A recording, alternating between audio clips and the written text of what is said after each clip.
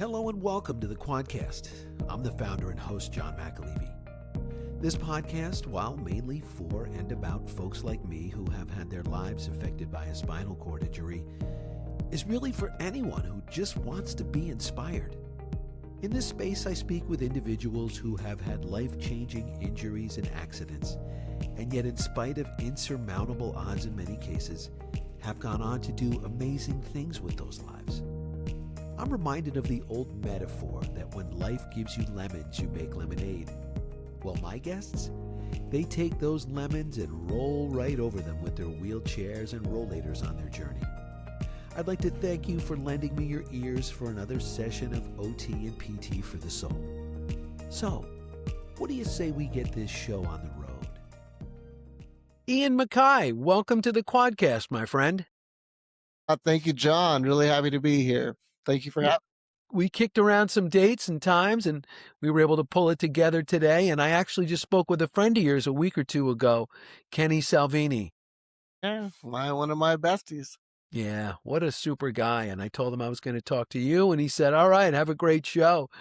And so usually, Ian, what I like to do with my shows is to begin at the beginning. So why don't, if you could tell us where did you grow up and what were some things that you were interested in your youth?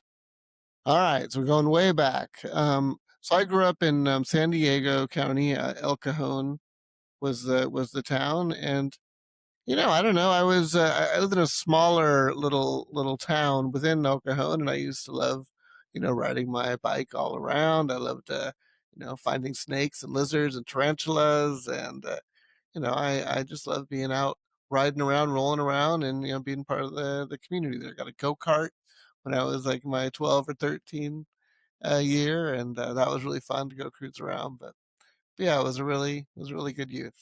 Yeah, I mean, what would we have done with these cell phones and tablets that people have? I mean, we wouldn't have been finding sticks and snakes and throwing rocks. Generation because of that, right? I mean, we just didn't have exposure to that, and yeah, the lives of the youth these days are so much different than Oh my gosh. Yeah. It's funny. I can remember seeing one of the last specials that George Carlin did. He did a whole riff on, families now doing play dates. He said, what the heck is a play date? And you got to set things up. He said, when was the last time kids went outside and played with a stick? He says, I think they've outlawed sticks in the world now. They're not allowed to play with them. I hear you. It's unfortunate. It is unfortunate. Yeah. Well, that's cool. You got to do a lot of that stuff. We were talking before I hit record here about living in San Diego, and I told you that I had a couple of really great experiences there. The weather and whatnot was so conducive to be outside, right? Oh, for sure. And I live now up in Port Angeles, Washington, and it's quite a bit different. But it was nice. I mean, in East County, San Diego, it'd get hot, right? And so 100 degrees wasn't unusual.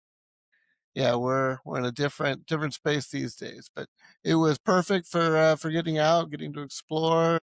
Um, yeah, really great memories of my childhood. Sure. Now, as you're getting a bit older and moving along your teen years and you get into college, I understand you were pretty diversified when you got into the whole college scene. Tell us, first of all, where was the first school that you attended and what did you study in particular there? Yeah, so really right out of high school, my mom and brother moved up to Santa Barbara, and I ended up renting the house that we were living in. And so 18, had my own space, and I said, okay. And I was working. I'm like, I'm also going to try to go to college.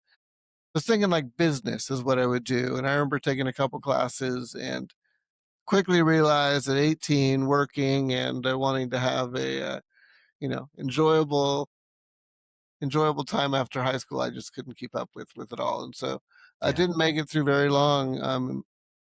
There eventually, though, after a couple years, just having fun with friends and working, I moved up to Santa Barbara where my mom and family kind of had moved, and I did start going to school there too, and I started as a business major at Santa Barbara City College, and I was thinking, it's probably where I could make the most money. It might be the most lucrative option, and so went into that. And a lot of communication classes were required for that major, and so I started taking communication classes, And John, quickly I found that that's where the girls were. The were all in these communication classes, and so I switched majors and kind of moved over to that space. But Yeah. while pursuing that, I took a field botany course, and they brought us. What they do? They brought us out to the Mojave and just different places around San Diego County. And here we were being introduced to, I don't know, more of the flora and, I don't know, the natural world. And we were doing it in a group setting, and we were with like-minded individuals. And the Hmm. teacher was fun and charming, and I really, really enjoyed that. And so I kind of then I ended up meeting a girl. We moved together up to Santa Cruz, and that's where I went to school at Cabrillo College for quite a while, a community college, and really dove deep into the biology world, and eventually transferred to UC Santa Cruz, and yeah, I got a job in the lab there for the plant biology lab, and yeah, it was kind of like my life at that time. I was getting involved in bike touring, so where you could take a bike and like cross the state. It was pretty charming and fun to just kind of see the world at a slower pace. I was mainly um, kind of more of a road crew. I was driving a 1978 Volkswagen Westfalia, and Oh, it was a wow. it was a fun support vehicle, and so I would often pick up the beer and go set up the campsite and meet everybody at the end of the day. And The important jobs. yeah, and yeah, you can hear how it all went, but I never really got to join them, and Yeah. it was an experience I really wanted to have, and Hmm. and then unfortunately in 2008 Yeah. I broke my neck. Yes. Well, just to get back to the VW stuff, the first car I drove was a 1975 yellow punch buggy Volkswagen Beetle. Yeah, it was great. My friends used to, because the emergency brake never worked on it and nobody locked their cars back then. I would pull over to like a friend's house, and by the time I would come out at the end of the night, my car would be gone, and my buddies would push it up on the neighbor's lawn or something like that. It was always something crazy about that. But yeah, and I see that you've had numerous hobbies. You're into table tennis and craft beer, nature photography, bluegrass music, and of course, cycling. That's pretty cool list. Tell me about some of those. Sure. I was brewing at the time, and so I really did love my craft beer. I'm getting outside as much as possible. We live close to Big Sur, Okay. there in Santa Cruz, and so spent a lot of time there. The table tennis, I don't know. I always really enjoyed playing ping pong with my grandfather, Yeah.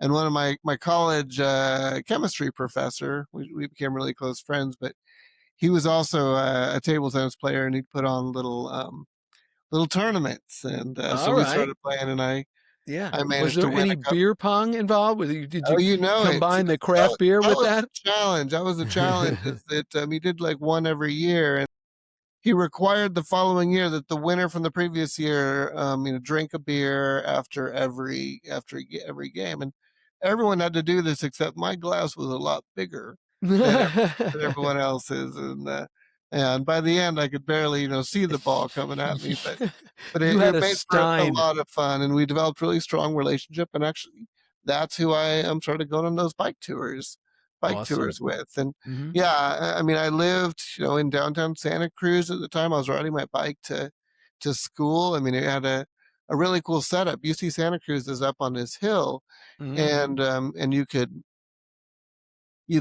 catch a shuttle from the downtown Santa Cruz and get your Right. bike shuttled up to the top, and you do your day in class, and then you get to ride down this hill at the end of the day. Nice. And that was always like a really fun experience. Look forward to that every day, right? Yeah. So talk to us about June 4, 2008. We all have our day. What do you remember before, during, and after the cycling accident that changed the direction of your life? Sure. Well, I mean, it's a good segue because I just mentioned, we got to You ride our did? bike down that Yeah. hill every day. And, I had a little bike computer, and, it was fun to just see how fast you could get down and see how high of a speed you get to. the fastest I'd ever got was 42 miles per hour going down Oh, this hill. oh my gosh. Now, what kind of a bike are you on? Are you on Oh, a, it's just a little mountain bike or? little hybrid. It was a little hybrid bike, and Okay. yeah, I got it from a grad student that was leaving the lab when I started working there, and Okay. but yeah, on that date, I was going about 38, 39 miles per hour, and there was some sand in the pathway. I hit Mm, the sand and went head first into a tree. yikes. You know,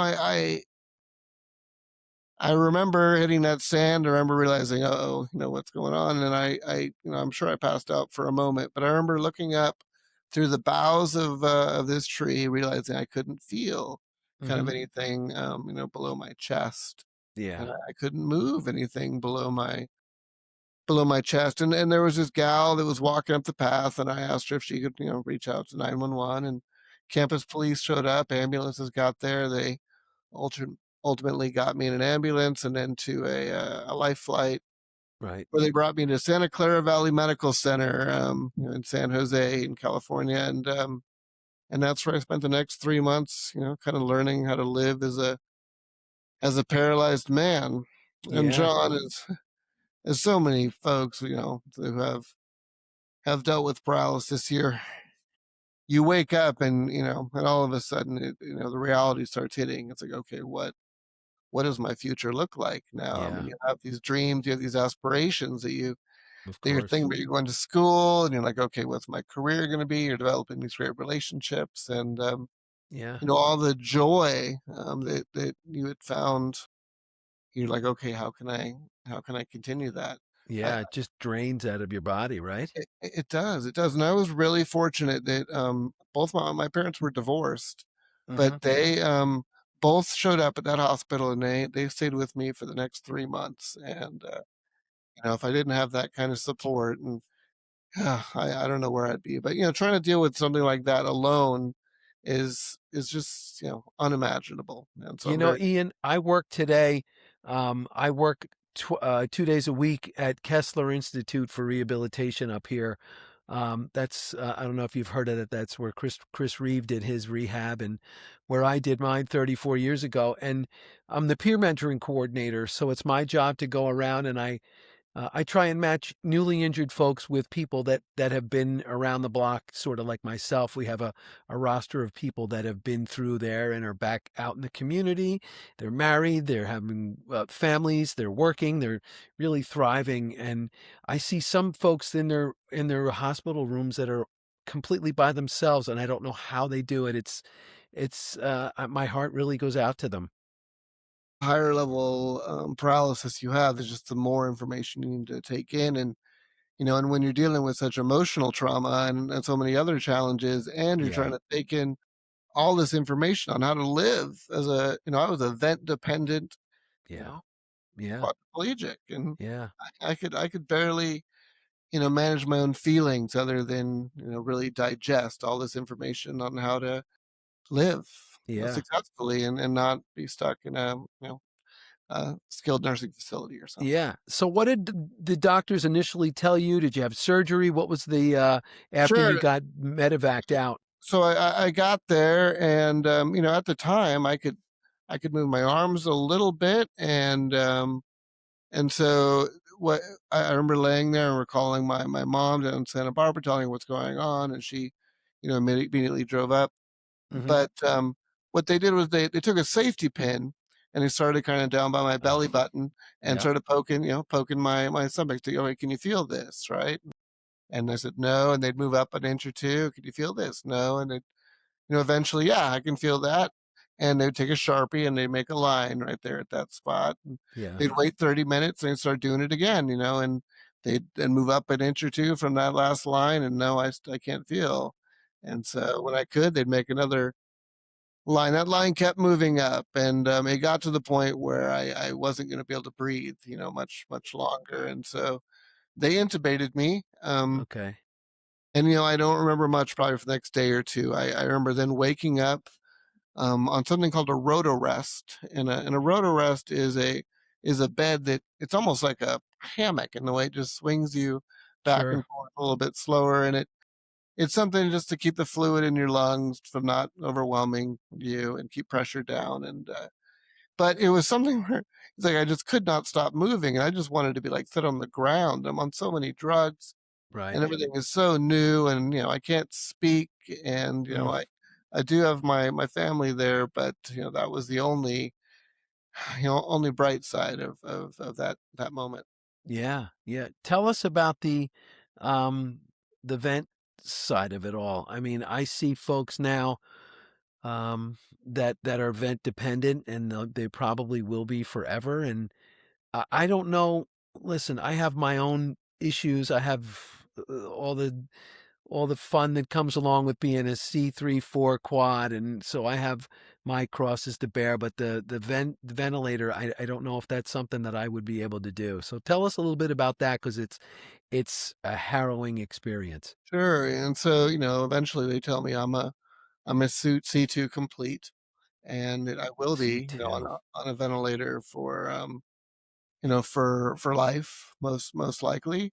Mm, And I there's something called a cuff, when you finally do get trached, and I got the intubation tube out of my mouth, mm-hmm. and that cuff prevents you from speaking, but it keeps the air going Yeah. in and out without coming out your mouth.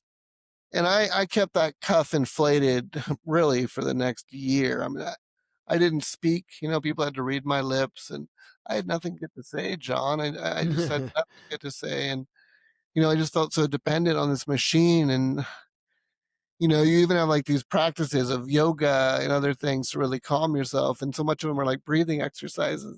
Yeah. It's hard to do that when you have these timed mechanical breaths that are coming in, but Yeah.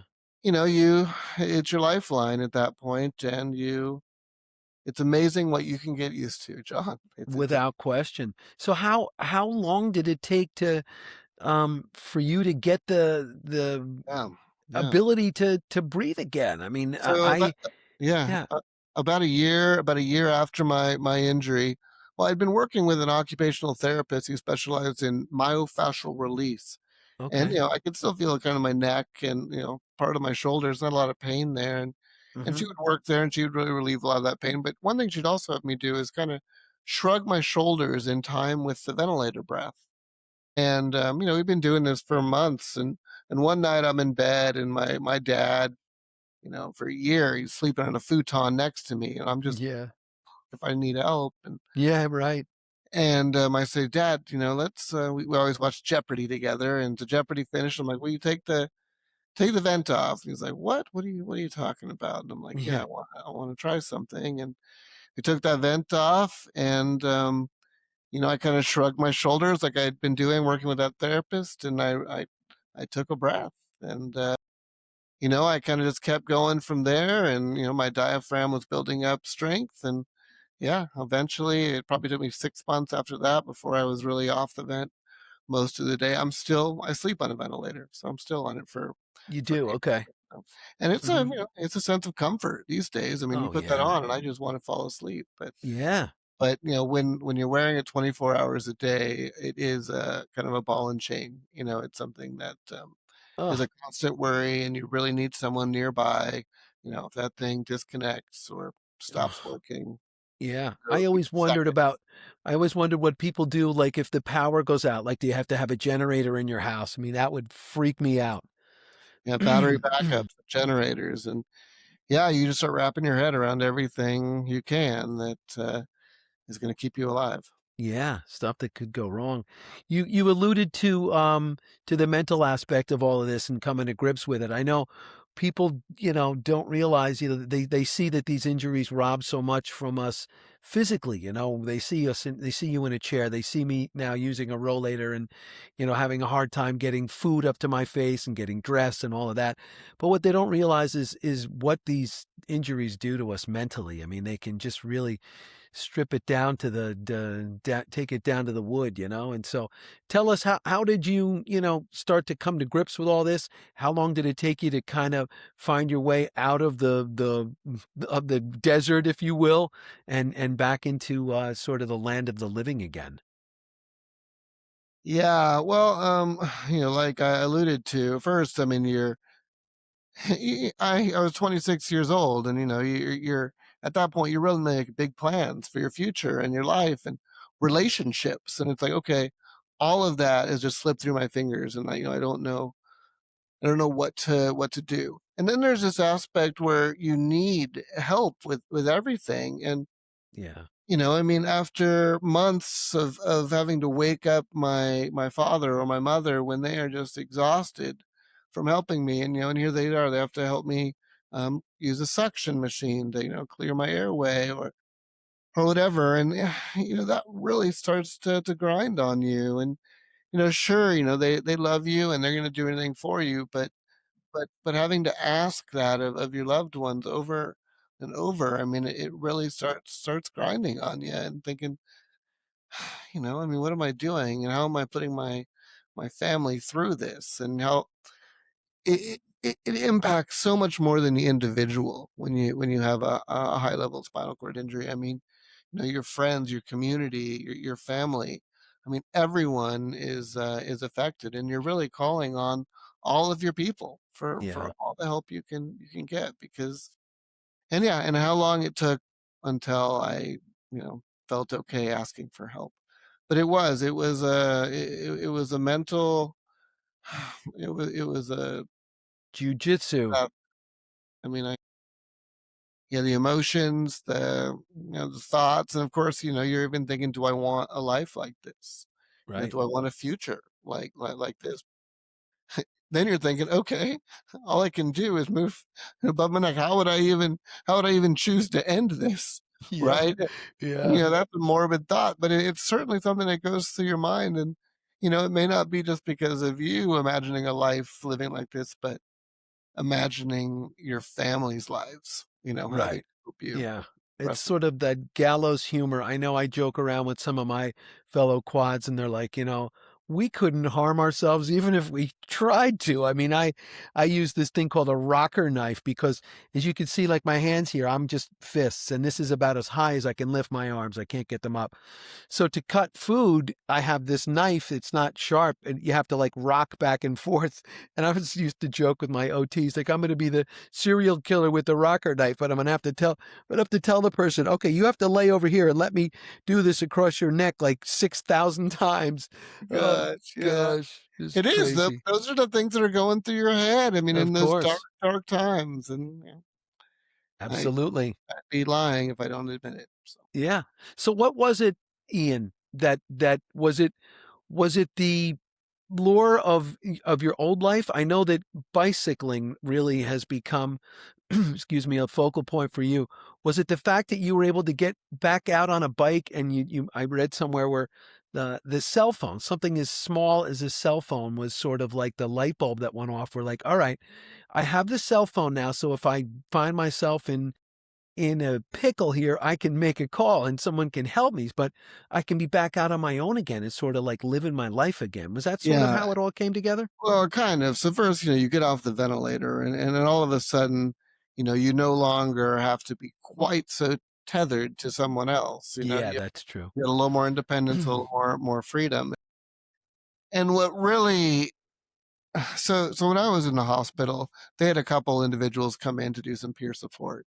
And at that time it was just too early. I'm like, you guys couldn't understand what I've Yeah. lost and Get lost. what Yeah. I'm dealing with. Yep. It was ignorance on my part, but it was just I wasn't willing to recognize that I was them. You And weren't ready. Yeah. And I was no, the same way. I didn't want anybody in my room putting a happy face on it either. yeah, and so about probably 18 months after my injury, I another quadriplegic came rolling up my ramp at my house that my mom had been communicating with and organized this visit. And he rolls up this ramp, and this man is like he's dressed nice, and he's like clearly cares about his appearance. And Yeah. he doesn't have a caregiver with him, and he's similar level to me, and here I am probably still wearing like a hospital gown just because of putting Yeah. clothes on. And I'm just recently able to really speak very well off the ventilator. And Hmm. but I'm talking to this guy, and he's got a job, and he's got a relationship, and he has his own home. And I mean, he's really living, and he's happy. Yeah. And it made me think, okay, what the heck am I doing? I need to probably start living a little bit more. And anyway, that relationship, Todd Todd Stubblefield was that man. He's affectionately known as the Quad Father, A- Father. and he was really involved in kind of tech world. That's where he was working, and mobile technology at that point. I mean, this was in 2010. Hmm. I mean, was was really difficult. There was very few options available to us if we had no way to interact with it. And so finally, iOS 7, Apple's iPhone came out with iOS 7, and with that, there was a feature called Switch Control. Todd became aware of this new feature and how this could really open up an avenue, a way for us to really utilize a phone. And Yeah. so we kind of dove into the Switch Control. It was life changing. Once I had a phone, a dependable, reliable phone, I could start going just a third of a mile down my street to a trail called the Olympic Discovery Trail. It's like 130 miles of access, pretty much Yeah. 70 miles either direction from my house. And all of a sudden I was in nature again, and I'm seeing the spring flowers come up. I'm smelling that damp earth, right? It was just it reminded me of the things I loved and what I was passionate Sure. about before Sure. Yeah. before I was injured. Anyway, after we got adept with the switch control, Todd really wanted to share it with the rest of the community, and so we ultimately made a video. We made a video showing how this technology and these features that Apple is offering, it was giving us complete independence and changing our lives. Yeah. And we wanted others to be able to utilize this so that they could also have that independence. And anyway, this video went, everyone, a lot of people saw it, and Apple ended up seeing it, and Cool. they invited Todd and I down to Cupertino, and then we started consulting with Apple, and I've been consulting with Apple for the past 10 years. Wow. And then, so just a couple years after, after that, they had a new technology coming out called voice control, Oh, and I've yeah. been working with them, and so a year before voice control came out, they tapped me to start using it. I'm starting writing all the signing all these non-disclosure agreements, and couldn't Wow. even share with my mom or my community of what I was doing. But I'm using this tech, and it's like, wow, this is going to change the game for Yeah. and For just everybody. and for I got to spend a full year working with them to really fine tune and develop this technology that has been life changing. And then after the year was about over, they tapped me to do the national commercial to introduce voice control to the world. So that was really neat. And I don't it recall played, seeing that. yeah, it played during like the NBA finals and the NHL finals, and Oh, it wow. was it was it was huge. Yeah, people from all over the country were calling, "Hey, I just saw you on TV." I ended up doing another. We also did a commercial with Todd and I on Switch Control even before that. So I've got to do a couple national commercials with Apple. Wow. I hope you get some royalties on that.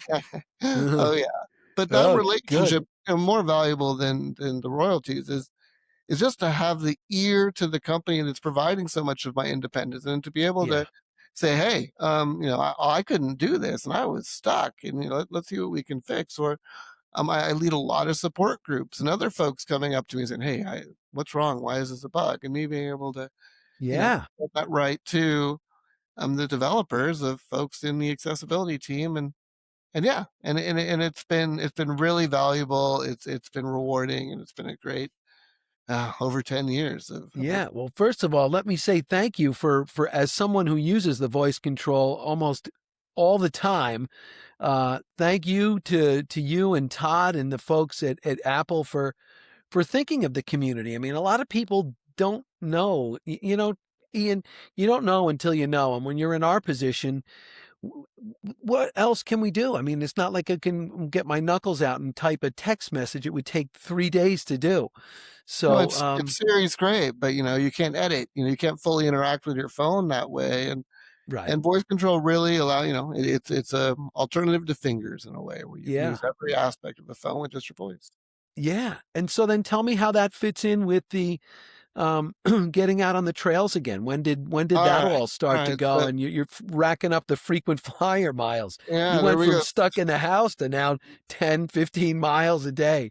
So like I mentioned, that trail is only a third of a mile from my house, and I with this tech, it's like I felt confident that I could call for help if I was in a pinch. And at first, I'm only going a mile or so out, and still scared, and I run back to help just in case. And then I'm doing 3 to 5. Eventually, I'm running my chair out of battery, going almost 30 miles a day. And My and gosh. over a couple of years, I've seen every inch of that trail. I've seen every bush and every crack, and Mm. every aspect. And I was thinking, well, hey,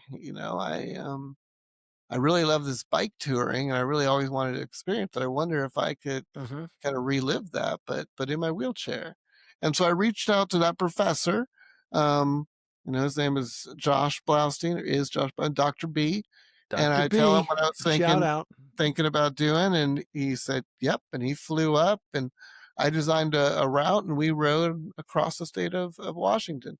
What was really charming and fun about my route planning, though, was that I made sure that every day we finished right near a brewery where we could go enjoy a cold one, and kind of talk about the day. But That was the ulterior motive. This was all yeah, just about a pub crawl. Come on, Ian. but it was about like a 350-mile trip over 10 days.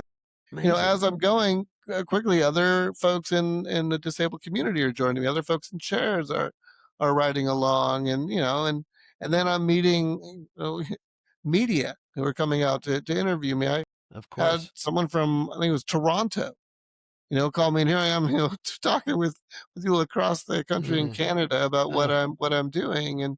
And then like the mayor of Tukwila came to chat with me, and I'm talking about infrastructure and policy. And uh, then Governor Inslee invites me to his office after I finish the ride, and he's a cyclist, and we're talking about accessible infrastructure and complete streets, and just the importance of creating access for all when we yeah. when we are designing our city planning and our trail planning. And let's keep advancing trails. And Oh my gosh. Here's this dude with dreads down to with a crack of his rear end, and he's forming public policy. This is tremendous. it was, and what I had designed of just going out to drink some beer with my friends and have a nice time outside. And I'll tell you guys, seeing a state at 7 miles per hour is kind of a beautiful thing. Now, what kind of a chair were you working with? Did you have to have like special tires? Did you have to have like a backup chair? What sort of batteries are you working with? Yeah, and at that point, I was just using a standard, just Invacare SR, I All believe. right.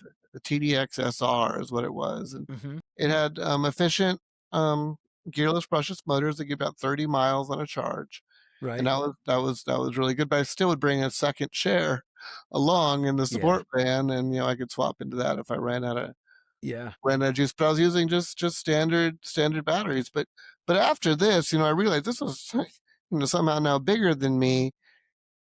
I Did you was get really close. sponsored, or did anybody Oh sponsor my you? gosh. Yeah. I mean, we raised probably over like, I think $10,000. It cost about $4,000 to do the trip. And then we donated $5,000 to Washington Bikes. It was an organization that, was helping to push accessible Right. infrastructure for bikes, which works really well for me. And then we saved 1,000 to donate to the folks that manage the trail that's right near my home. But yeah, we had all these different donations from individuals and sponsors, and every brewery gave us shirts to wear the following day, which was always fun. But yeah, then all of a sudden I'm running a nonprofit, and I reached out to Kenny, and I reached out to Todd, who were both kind of running their own nonprofit. And Okay. it was in depth, and it was a lot of work. And again, I consider they're maybe more boardroom, I'm more break room, is how I always kind of thought of it. But I could see the value in doing this, and yeah, Yeah. Now, where that's were you staying at night when you were doing this tour? yeah. So we get hotel Okay. rooms along the way. I Okay. was I was in tent camping. We needed Yeah. that ventilator. Oh, I can imagine. Now tell us, you went from this first one with Dr. B and touring around. when did all of this sort of come together and to morph into Ian's Rides and the whole nonprofit and the charity that you have there? So that was in 2016 is when we did that first big ride, and yeah, it's hard to believe it's been 10 years now, and so every other year since, we've done other big rides. And so in 2018, I rode east to west across Washington, and there was a huge barrier there called the Cascades that I had Yeah, a power wheelchair up and over. I mean, 2020, we got even more attention and more notoriety there. And then I'm talking with people in different states about, the importance of accessible infrastructure. In 2020, I did the Redwood Coast. So I rode from Brookings, Oregon down to Fort Bragg, California. Incredibly beautiful, but it was all along roads, and no yeah, longer was I on trails where I could be, and it started to get a little dangerous for I my can team. imagine. And Yeah. I didn't want to put my team at risk. Mm, But it was like reliving those days. I mean, I was just doing bike tour, just in a chair, maybe at a slightly slower pace. But after the end of that ride, I decided I didn't want to put my team in danger anymore, and I developed a relationship with the Rails to Trails Conservancy, okay. and every ride I've done since then has been on really long rail trails. And so in 2022, I rode from Washington D.C. to Columbus, Ohio, along the Great American Rail Trail, and Mm, that was on I was nearly 500 miles on dirt trails. wow. And these are actually tow paths, and I mean these predate the railroad, and these were Right. mules pulling barges along the Potomac River, and me riding my power wheelchair on a trail that was forged by mules centuries ago. It was spectacular, and again, lots of media attention, and we just but after doing some of these rides, John, I realized how impactful it was, and it gave me confidence, and it really made me realize I could do a lot more than I thought I could, and I wanted to Yeah. find a way to provide this opportunity to the greater community. Yeah. Well, tell me two things. Tell me about you've mentioned it a few times now. You didn't want to put your team in harm's way. What consists of a team? Who is involved in your team and how many folks and what are they responsible for? Yeah, so generally, I can do it with two guys. My main two guys are Jimmy and Dr. B. Their trail names are Quinoa and Meadowlark, is what we that we we call them. They call me Ringo. That's what they call me. Ringo. But Okay. we the three of us have mainly done it, but we've done it with I've had a caregiver ride along with us. I've had Okay.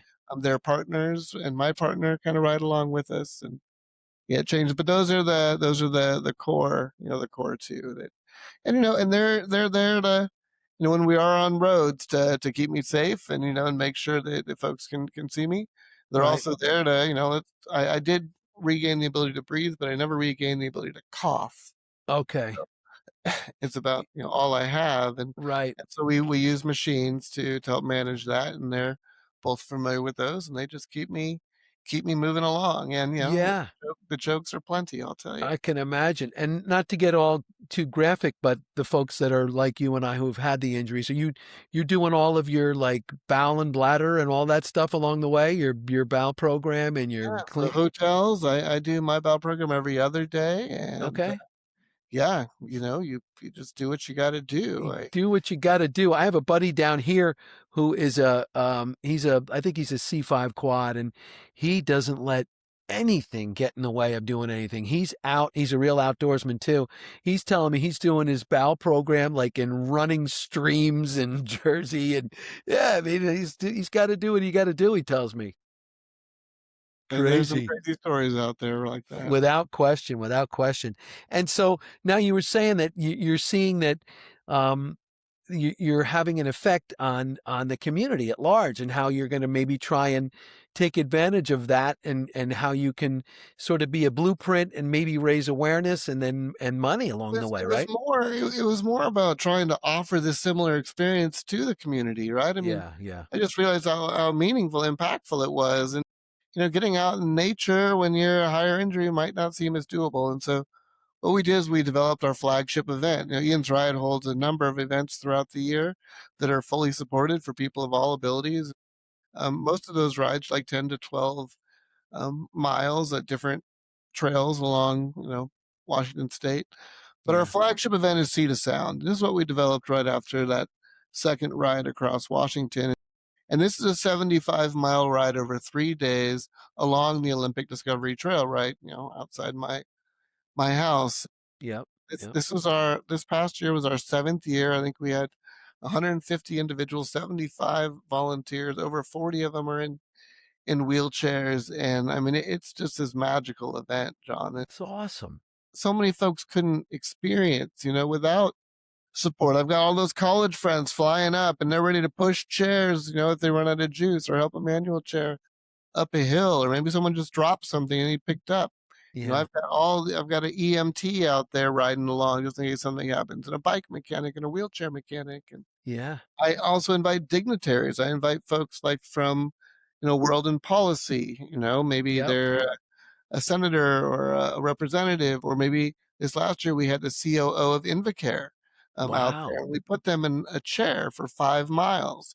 And we say, Mm. okay, here you get to ride along with all of us and experience the joy and the challenges that we do. And, that's been really impactful for the policymakers. I mean, they're going to invest a little bit more in, maintaining trails and expanding trails, because those are what's allowing us to kind of get around and they bring communities together. But Yeah. What having, would you having s a yeah, what would mobility leader also there, I mean, they're now going to be developing equipment for more for lifestyles and for people that they want to have some fun outdoor recreation rather than just insurance companies. And Right, right. What would you yeah, say the ages range from? Do you have some young folks there with their parents and families and stuff? sure. I mean, we've had a 7-year old in a chair that rode pretty much almost that entire route over 3 days. We had a 103-year-old woman that rode last 5 miles on day two, and she Good. actually, I think she's 105, and she just Wow. her funeral. Her funeral was yesterday, but Oh, God rest her it's so soul. so special, right? To have all these ages and all these different Yeah, abilities. We have fully vent dependent people. I mean, we have, people with, just that are barely disabled, but whatever. I mean, they're getting to come together. They're able to share resources and strategies and ideas, and just get to, enjoy the fun of being of outdoors. course. Yeah, yeah.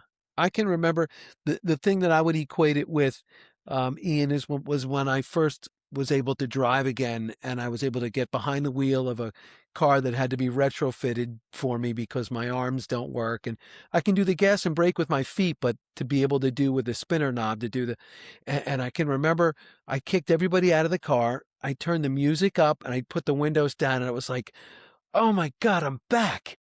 It's me. I'm back again like I used to be. It's just that, it's that feeling of we want to be accepted and be out there again. Well, and it just opened up the door to what else can I do? I mean, all Yeah, the things that I thought were limits and that it's were, exciting. it's like, okay, now I just have Yeah. to find ways around those. Yeah. Tell me about the infrastructure that you have behind the scenes that puts these big things together. I mean, do you have a big crew of people that are involved in all this, or is it like you and a couple of friends? That's where I'm just super lucky, John, is I have this huge community behind me, both family, friends, locally, community I've just developed, and all these great friends just from my past and from my college years. And like I said, to put on Feed of Sound last year, we had over 70, 72 volunteers. Yeah. That's a lot of people over 3 days, and just organizing it all is challenging. But I could not do this alone, and it Yeah. is that vast community I have that allows me to do the things I do. And that's kind of why I put Cheetah Sound on, is because not everybody has that community. And if I can kind of share that in a way to have others get wonderful experiences like mine, I mean, I want to do that. Now, when you say sea to sound, is that to the Puget Sound? Sorry, Cheetah Sound. Yeah, that's the name of the event. Yeah, and Yep. ultimately the Salish Sea to the Puget Sound is the That's point. what I wondered. Yeah, I Doesn't figured the doesn't Puget quite Sound. make it to either, but Yeah, eventually. yeah. So what would be next, Ian? What is the next thing that you're trying to conquer here, either on your rides or with the foundation that you have? Yeah.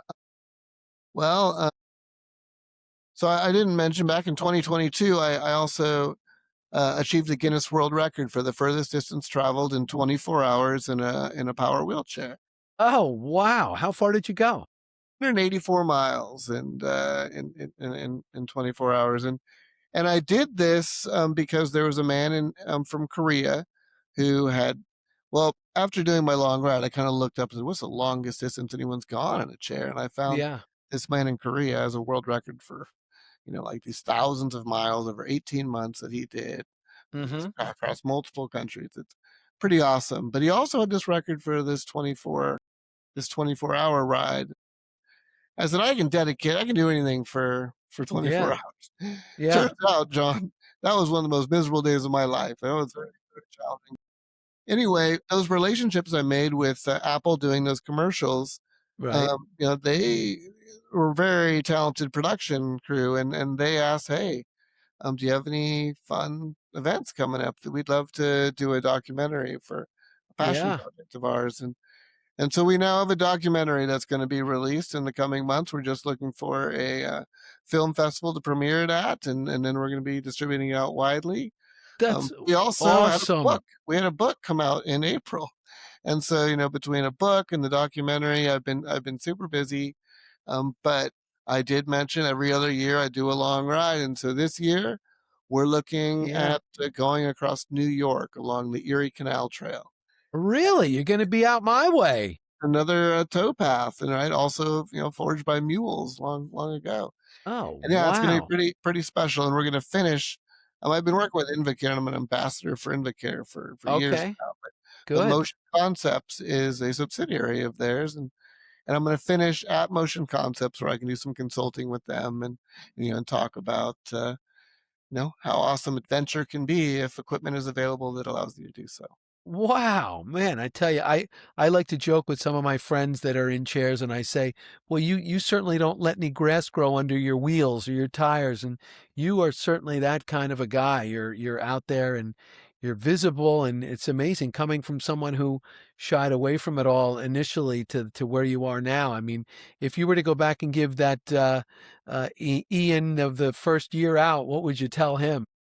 Not sure I would have believed it, to be honest, John, but I would say, first it's okay to ask for help, Yeah, yeah. right, and make that clear, and also that limits are so often only in your head, and push yourself and seek adventure, and Yeah, you have a support network, use it. They without all want question. they want to see you succeed. Yeah. And I'll leave you with this one. The last question I always ask all of my guests, and it's an interesting story. It came about. I was waiting in this long hallway to see my physiatrist at the time, and I was with a buddy of mine from high school. Unfortunately, one of my best buds from high school, he got banged up and had a severe spinal cord injury. He was a high quad and he was in a chair. And I remember, I said, "Hey T, if I could snap my fingers right now and you would be completely able-bodied again, what do you think the first thing you would do would be?" And as I look over and I see the smoke pouring out of his ears as he's trying to come up with an answer, I heard from behind me there was a woman that said, "I would go out and garden in my backyard." And then a guy off to my right said, I would go back in my garage and fix my car and tinker with cars. And so there's always going to be an answer. And I pose it to you, Ian. What do you think the first thing you would Well, be besides if like probably like itch my nose, John. I mean that'd be an easy one, but Yeah. I would hug my fiance, right? I'd hug my mom. Um, that those I think would be the most important things that I could do you know is show some physical affection to all those that have helped get me to where I am today. Simple pleasures, right? You got it. You got Simple it. pleasures. Well, Ian Mackay, thank you so much for carving some time out of your busy day. I know you're a busy man, and not only that, but for all you do for the community and for able-bodied out there, able-bodied people that see all that you're able to overcome, and it sort of is a nice light that makes us all look good. You know, it's not easy what we're doing, but if you put a smile on your face and you're willing to put yourself back out there again, it does so much for all of us. Attitude is everything, John. Attitude is everything. It is. And again, I appreciate you joining me, and I hope we can stay in touch and remain friends. So too, John. Really, thank you for having me. Been great talking with you. And just like that, another episode is in the books. I think you'll all agree with me that Ian Mackay is the guy. Be sure to check back soon, as new episodes of the QP will be headed your way. Until then, I'm John McAlevey, and I thank you for your time.